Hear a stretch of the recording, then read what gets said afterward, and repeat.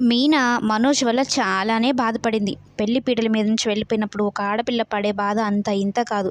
అయినా కూడా మీనా మంచి మనసుతో రోహిణికి తల్లిదండ్రుల స్థానంలో మనం ఉందాము అంటూ బాలును ఒప్పించి రోహిణికి అమ్మానాన్నలుగా మారుతారు. అయితే అక్కడ ఒక చిన్నపాటి కామెడీగా జరుగుతూ ఉంటుందన్నమాట.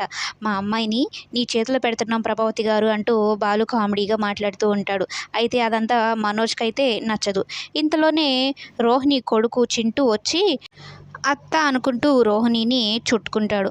అయితే బాలుకి డౌట్ వస్తుంది. ఏంటి అత్త అని ఇంతమంది ఉంటే రోహిణి దగ్గరికే వెళ్ళాడు అని అయితే కొంచెం షాక్ అయిపోతారు అందరూ. అయితే మీనానే సర్ది చెప్తుంది. ఆ బాబు ఎవరిని చూసినా అలానే అంటాడు అత్త అంటాడు.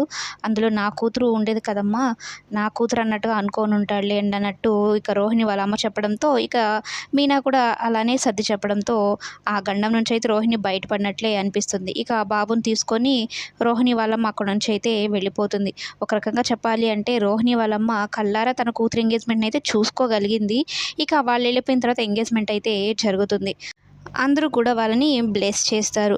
అయితే ఇక బాలుకేమో చాలా అంటే చాలా అనుమానాలు వచ్చేస్తాయి రోహిణి విషయంలో. ఇదేంటి ఇంతమంది ఉంటే ఆ బాబు రోహిణి దగ్గరికే వెళ్ళాడు అనైతే అనుకుంటూ ఉంటే ఇక మీనా చేతులు అక్షింతలు పెట్టి ముందు ఆలోచించింది చాలు అక్షింతలు వేయన్నట్టు చెప్తుంది.